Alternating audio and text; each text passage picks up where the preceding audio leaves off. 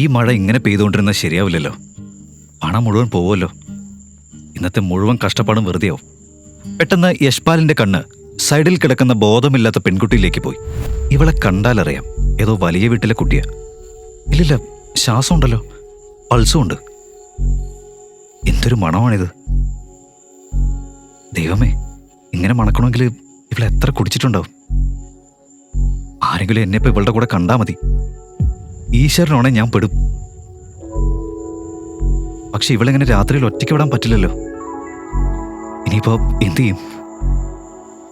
ഇല്ല, എന്റെ മനസാക്ഷി സമ്മതിക്കുന്നില്ല. ഇങ്ങനൊരു സുന്ദരിയായ പെണ്ണിനെ രാത്രിക്ക് ഒറ്റയ്ക്ക് വിടാൻ യശ്പാലിന് സാധിച്ചില്ല. അതിനാൽ അവളെ വീട്ടിലേക്ക് കൊണ്ടുപോകാം എന്നവൻ വിചാരിച്ചു. ചുരുക്കി പറഞ്ഞാൽ ആ രാത്രിയായിരുന്നു യശ്പാലിന്റെ ജീവിതം മുഴുവൻ മാറ്റിമറിച്ച നിമിഷം. എങ്ങനെയെന്ന് നോക്കാം. 2 ദിവസം മുമ്പ് രാത്രി സമയം. മുംബൈ നഗരം മെല്ലെ മെല്ലെ ഇരുട്ടിലേക്ക് പോകുന്ന സമയം. കടൽ തീരത്തുള്ള ചെറിയ കടകളെല്ലാം അടയ്ക്കാനുള്ള ഒരുക്കത്തിലായിരുന്നു. അതിലൊന്ന് യശ്പാലിൻ്റേത്. എല്ലാവരും വിളിക്കുന്ന പോലെ യാഷിന്റെ കടയായിരുന്നു. ഏയ് ചായക്കടക്കാരാ, ഒരു മസാല ചായ ഉണ്ടാക്കി ചേട്ടാ. അയ്യോ ചേട്ടാ, സോറി, കട അടച്ചു, ചായയും കഴിഞ്ഞു. ഒരു കാര്യം ചെയ്യ്, നിങ്ങൾ നാളെ രാവിലെ വാ, നല്ല കിടിലൻ ഇഞ്ചി ഏലക്ക ചായ ഉണ്ടാക്കാം. എനിക്കിപ്പോഴല്ലേ ചായ കുടിക്കാൻ തോന്നുന്നേ, എന്നിട്ട് നീ നാളെ വരാൻ പറയുന്നു. ശരി, ഇതൊക്കെ വിട്ടേക്ക്. എൻ്റെ വീട് ഇവിടെ അടുത്താ, ബൈക്കും ഉണ്ട്. വരൂ, നിങ്ങൾക്ക് എൻ്റെ വീട്ടിൽ ഞാൻ ഉണ്ടാക്കിത്തരാം ചായ. ഓ ഇല്ല, പിന്നെ കുടിക്കാം. അയ്യോ മടിക്കണ്ട, വരൂ, എൻ്റെ വീട് ഇതവിടെ അടുത്താ. ഇവിടെ കടൽക്കരയിൽ തന്നെ, കടലിന് നേരെ. ബീച്ച് സൈഡിലോ? അതെ, കടലിൻ്റെ അടുത്ത് തന്നെ. വിൻഡോയിൽ നിന്ന് നോക്കിയാൽ കടൽ കാണാം. കിടലും വ്യൂ ഉണ്ട്. നീ ചായക്കൊപ്പം വേറെ ഒന്നും കുടിച്ചിട്ടില്ലല്ലോ അല്ലേ? ഇല്ല ചേട്ടാ, ഞാൻ സത്യമാണ് പറയുന്നത്. നിങ്ങളാണ് അല്ലെങ്കിൽ ഞാനാണ് സത്യം. എന്താ അവിടെ കുറെ കുടിലുകൾ കാണുന്നില്ലേ? അതിലൊന്നാണ് എൻ്റെ വീട്. കുടിലാണോ? നീ നല്ല തമാശക്കാരനാണല്ലോ. ശരി, എന്നാ ഞാൻ പോട്ടെ. ആ തീർച്ചയായും. ഇതാണ് ഫൈസാൻ മിയാൻ. അവൻ്റെ വടാപ്പാവ് ബിസിനസ് ഇക്കഴിഞ്ഞ ദിവസങ്ങളിൽ കുറച്ച് സ്ലോ ആയിരുന്നു. നീ അത് കിടലിനായി ഹാൻഡിൽ ചെയ്തു. ഇല്ലെങ്കിൽ അയാൾ ഇന്ന് നിന്നെ കൊണ്ട് ചായ ഉണ്ടാക്കിച്ചേനെ. അതുകൊണ്ടാണ് മിയാൻ ആളുകൾ നമ്മുടെ കടയിൽ ഇങ്ങനെ വിശ്വാസത്തോടെ വരുന്നത്. അതാണ് റെപ്യൂട്ടേഷൻ. അത് നമ്മൾ ഉണ്ടാക്കണം. ശരി മോനെ. ഏയ് യശ്പാൽ, ഞങ്ങൾക്ക് 1-2 ടിപ്പുകളൊക്കെ താ. ഇന്നത്തെ ബിസിനസ്സൊക്കെ മോശമാണ്. പിന്നെ നല്ല ബിസിനസ് നടക്കണമെങ്കിൽ ഇന്നത്തെ കുട്ടികളുടെ രുചി മനസ്സിലാക്കണം. വെറൈറ്റി വേണം. അപ്പോൾ ബിസിനസ് താനേ ഉണ്ടാവും. വാവ് യശ്പാൽ, നീ പറയുന്ന ഡയലോഗൊക്കെ വേറെ ലെവലാണേ. ഇതൊന്നും ഡയലോഗല്ല മിയാൻ, ബിസിനസ് മൈൻഡിൽ ചിന്തിക്കുന്നതാണ്. മനസ്സിലായോ? നീ ഇവിടെ ചായ വെറ്റിരിക്കുന്നത് എന്തിനാ? ഫിലിം ഇൻഡസ്ട്രിയിലൊക്കെ പൊയ്ക്കോടെ നിനക്ക് കിടലിനായി സംസാരിക്കാനും അറിയാം. നിന്റെ ലുക്കും പൊളിയാണ്. നീ ശരിക്കും ബോളിവുഡ് മെറ്റീരിയലാടാ. ബോളിവുഡിൽ എൻ്റെ അമ്മാവനാണല്ലോ ഇരിക്കുന്നത്. പണമിറക്കി എന്നെ നായകനാക്കാൻ. നീ ഇപ്പോൾ വീട്ടിലേക്ക് പോ. അവൾ നിന്നെ പുറത്ത് കാത്തിരിപ്പുണ്ട്. പൊയ്ക്കോ, നാളെ കാണാം. അയ്യോ ശരി, നീ ഒന്ന് ആലോചിക്ക്. ജീവിതത്തിൽ അധികം ആഗ്രഹങ്ങളൊന്നും ഇല്ലാതിരുന്നിട്ടും യശ്പാൽ തനിക്ക് കിട്ടുന്ന ചെറിയ വരുമാനത്തിൽ സന്തോഷവാനായിരുന്നു. അവൻ്റെ ഏക ശ്രമം ലോകത്തിനു മുന്നിൽ നല്ല മനുഷ്യനായി സത്യസന്ധനായി ഇരിക്കുക എന്നതായിരുന്നു. ഈ മഴ ഇങ്ങനെ പെയ്തുകൊണ്ടിരുന്നാൽ ശരിയാവില്ലല്ലോ. പണം മുഴുവൻ പോവുമല്ലോ. ഇന്നത്തെ മുഴുവൻ കഷ്ടപ്പാടും വെറുതെയാവും. പെട്ടെന്ന് യശ്പാലിൻ്റെ കണ്ണ് സൈഡിൽ കിടക്കുന്ന ബോധമില്ലാത്ത പെൺകുട്ടിയിലേക്ക് പോയി. ഇവളേതാ വെളുത്ത ഡ്രസ്സൊക്കെ ഇട്ടിട്ട് ഇവിടെ കിടക്കുന്നത്? ദൈവമേ, ഇത് വല്ല ഭൂതമോ പിശാചോ ആണോ? Excuse me. ഏയ് ഗേൾ, എഴുന്നേക്കുന്നില്ലല്ലോ ദൈവമേ. ഇത്ര സുന്ദരിയും വിലയേറിയ ഡ്രസ്സും ഇട്ടാണല്ലോ കിടക്കുന്നത്. ഇവളെ കണ്ടാലറിയാം ഏതോ വലിയ വീട്ടിലെ കുട്ടിയാ. ഇല്ല, ശ്വാസമുണ്ടല്ലോ, പൾസും ഉണ്ട്. എന്തൊരു മണമാണിത്! ദൈവമേ, ഇങ്ങനെ മണക്കണമെങ്കിൽ ഇവൾ എത്ര കുടിച്ചിട്ടുണ്ടാവും. ആരെങ്കിലും എന്നെ ഇപ്പൊ ഇവളുടെ കൂടെ കണ്ടാ മതി. ഈശ്വരനാടെ ഞാൻ പെടും. പക്ഷെ ഇവളെങ്ങനെ രാത്രിയിൽ ഒറ്റയ്ക്ക് വിടാനും പറ്റില്ലല്ലോ. ഞാനിപ്പോ എന്തു ചെയ്യും? ഇല്ല, മനസ്സാക്ഷി സമ്മതിക്കുന്നില്ല. ഇങ്ങനെ ഒരു സുന്ദരിയായ പെണ്ണിനെ രാത്രിക്ക് ഒറ്റയ്ക്ക് വിടാൻ യശ്പാലിന് സാധിച്ചില്ല. അതിനാൽ അവളെ വീട്ടിലേക്ക് കൊണ്ടുപോകാം എന്നവൻ വിചാരിച്ചു.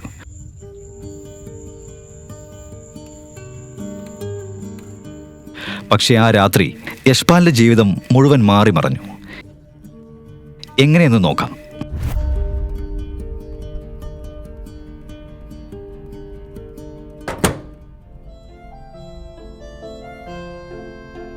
ഇനി എന്ത് ചെയ്യും? ജാക്കറ്റ് എടുത്താലോ? യാഷ് തൻ്റെ ജാക്കറ്റ് എടുത്തു. ബോധമില്ലാതെ കിടക്കുന്ന അവളെ കട്ടിലിൽ കിടത്തി. ആ പെൺകുട്ടിക്ക് ഏകദേശം 21-22 വയസ്സുണ്ടായിരിക്കും. അവളൊരു വെളുത്ത ഡിസൈനർ ഡ്രസ്സാണ് ഇട്ടിരുന്നത്. അതിന് ഏകദേശം യശ്പാലിൻ്റെ 6 മാസം സാലറിയുടെ വിലയുണ്ടാകും. അവൾ അടിച്ച വില കൂടിയ പെർഫ്യൂമിൻ്റെ മണം റൂം മുഴുവൻ നിറഞ്ഞിരുന്നു. ഇത്ര വലിയ പണക്കാരിയായി ഇവൾക്ക് എന്ത് സന്തോഷമാണ് ഇതിൽ നിന്ന് കിട്ടുന്നത്? കുടിച്ച് തളർന്ന് ബോധമില്ലാതെ എവിടെയോ കിടക്കുന്നു. എന്താണിതൊക്കെ? ഇവളെ അവൻ വീട്ടിലേക്ക് കൊണ്ടുവന്നില്ലായിരുന്നെങ്കിൽ അങ്ങനെ ഒരു ഒറ്റപ്പെട്ട സ്ഥലത്ത് അവൾ മറ്റാരുടെ കയ്യിൽപ്പെടാൻ സാധ്യതയുണ്ടായിരുന്നുവെന്ന് അവൻ ഭയപ്പെട്ടു. അയ്യോ, എൻ്റെ വസ്ത്രങ്ങൾ മുഴുവൻ നനഞ്ഞല്ലോ. ഞാനും ഒന്ന് തുണി മാറാം.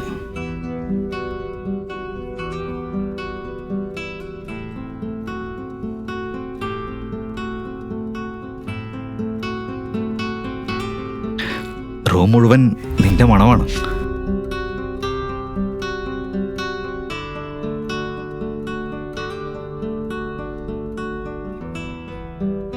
ഇവളെ ഇനി വീട്ടിലേക്ക് എങ്ങനെ അയക്കും? ഫോണില്ല, ID ഇല്ല, അതും ഇത്രയും മദ്യലഹരിയിൽ. ഇവൾ ഇനി 10 മണിയായാലും എഴുന്നേക്കില്ല. വസ്ത്രം മുഴുവൻ നനഞ്ഞിട്ടുമുണ്ട്. ഇത് മാറ്റിയില്ലെങ്കിൽ പനി പിടിക്കും. ദൈവമേ, എന്തിനാണ് ഇങ്ങനെയൊരു കുടുക്ക് എനിക്ക് തന്നത്? ഇവളുടെ വസ്ത്രം എങ്ങനെ മാറ്റും ഇപ്പോൾ?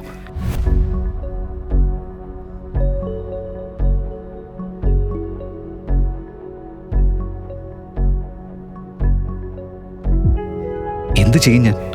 മാറാതെ വേറെ വഴിയുമില്ല. മാറ്റിയില്ലെങ്കിൽ രാവിലെ ഇവള് ജീവനോടെ ഇല്ലെങ്കിൽ ആശുപത്രിയിലേക്ക് കൊണ്ടുപോണ്ടി വരും. ഞാനിനി എന്ത് ചെയ്യും ദൈവമേ? ആരും കാണാതെ അവളുടെ വസ്ത്രം എങ്ങനെ മാറ്റുമെന്നതാണ് യാഷിന്റെ ഏറ്റവും വലിയ ഭയം.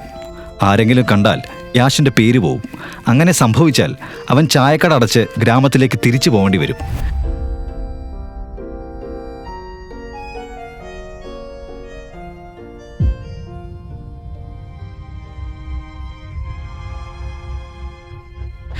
ദൈവമേ, ഞാൻ പെട്ടുവെന്ന് തോന്നുന്നേ. ആ കാടിൽ എന്ത് കണ്ടിട്ടാണ് യാഷ്പാൽ ഭയന്നത്?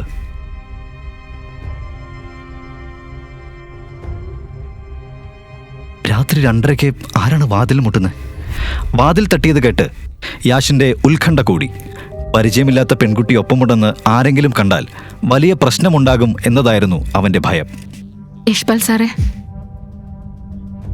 ഈ സമയം ശ്രുതി എങ്ങനെ ഇവിടെ വന്നു? ഈ മുറിയിൽ ഒരു പെൺകുട്ടിയുണ്ടെന്ന് അവൾ അറിഞ്ഞ? ദൈവമേ, അത് മതി പിന്നെ എൻ്റെ മാനം പോവാൻ. ഉറങ്ങിയോ സാറേ? വാതിൽക്കൽ നിന്ന ആ പെൺകുട്ടി അയൽവാസിയും യാഷിന്റെ നല്ല സുഹൃത്തുമായിരുന്നു. എന്തുപറ്റി? ഞാൻ വസ്ത്രം മാറുമായിരുന്നു. നീ ഓക്കെ അല്ലേ? സമയം 2:30 ഇല്ല ഇല്ല സാർ, എല്ലാം ഓക്കെയാ. നിങ്ങൾ വന്നോന്ന് നോക്കാനായിരുന്നു. ഇന്നത്തെ കാലാവസ്ഥ മോശമല്ലേ, അതുകൊണ്ട്. നിന്റെ പഠനമൊക്കെ ഓക്കെ അല്ലേ? അന്ന് ഫീസിന്റെ എന്തോ പ്രശ്നം പറഞ്ഞിരുന്നില്ലേ? അതൊക്കെ തീർന്നോ? ഇല്ല, ഫീസിനെ കുറിച്ചൊന്നും ഞാൻ പറഞ്ഞില്ലല്ലോ. അയ്യോ, പോട്ടെ, ഒന്നും പ്രശ്നമില്ല. ഓഹോ, ക്യൂട്ടി ഫ്യൂട്ടി. പൊയ്ക്കോ. Good night. അയ്യോ സാറേ, ഇന്റർനെറ്റിൽ നിന്ന് പഠിച്ച പുതിയ ഇംഗ്ലീഷ് വാക്കുകൾ പറയുന്നുണ്ടല്ലോ. ഗുഡ് നൈറ്റ് സാറേ, ഗുഡ് നൈറ്റ്.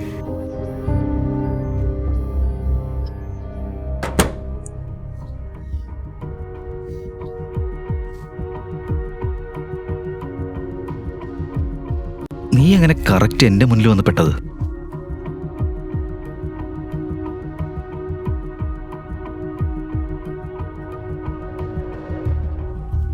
ഈ വില കൂടിയ വസ്ത്രം എവിടെ അഴിക്കണം, എങ്ങനെ കെട്ടണം ഒന്നും മനസ്സിലാവുന്നില്ലല്ലോ. ദൈവമേ, ഒരു വഴി കാണിച്ചു തരണേ. ഹേ മേഡം, ഹലോ. അവളുടെ വസ്ത്രം മാറാൻ യാഷ് വീണ്ടും മടിച്ചു. പക്ഷെ മറുവശത്ത് അവൾക്ക് തണുപ്പിൽ നിന്ന് ചുമയും തുടങ്ങി. അപ്പോൾ അവൻ റൂമിലെ ലൈറ്റ് അണച്ചു. കണ്ണുമടച്ച് ദൈവനാമത്തിൽ എങ്ങനെയോ അവളുടെ വസ്ത്രം മാറ്റി.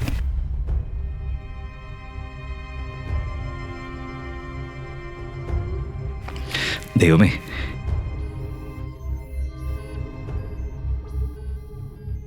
ഈ പെൺകുട്ടി രാവിലെ എഴുന്നേറ്റ് ഒരു അപരിചിതനെയാണ് കാണാൻ പോകുന്നത്.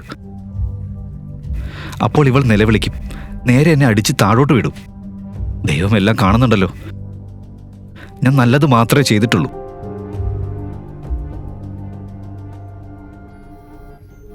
അതുകൊണ്ട് ദൈവം എനിക്ക് ദോഷമൊന്നും വരുത്തില്ല.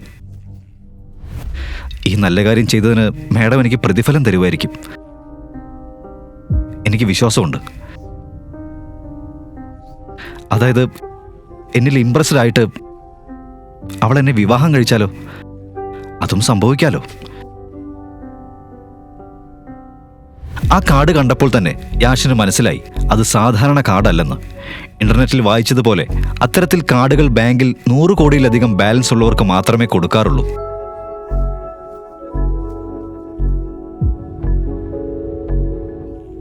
കിയാര അഗർവാൾ. ആ പേര് വായിച്ച ഉടനെ ആ പെൺകുട്ടി ആരാണെന്ന് യാഷിന് മനസ്സിലായി. അഗർവാൾ ഗ്രൂപ്പ് മുംബൈയിലെ ടോപ്പ് കമ്പനികളിൽ ഒന്നാണ്. ആ പെൺകുട്ടി അതേ കുടുംബത്തിലെ അംഗമായിരുന്നു. ദൈവമേ, എനിക്കെന്തായിരിക്കും സംഭവിക്കുക? ഈ മേഡത്തിന്റെ മുന്നിൽ ഞാനൊരു പുഴുവാണ്. എന്നിട്ടാണ് ഞാൻ വിവാഹം സ്വപ്നം കാണുന്നത്. ആ രാത്രി മുഴുവൻ അവൻ തിരിഞ്ഞും മറിഞ്ഞും കിടന്നു. അവൻ ഉറങ്ങാനായില്ല. അവൻ അറിയാതെ തന്നെ അവൻ കിയാരയിലേക്ക് ആകർഷിക്കപ്പെടാൻ തുടങ്ങി.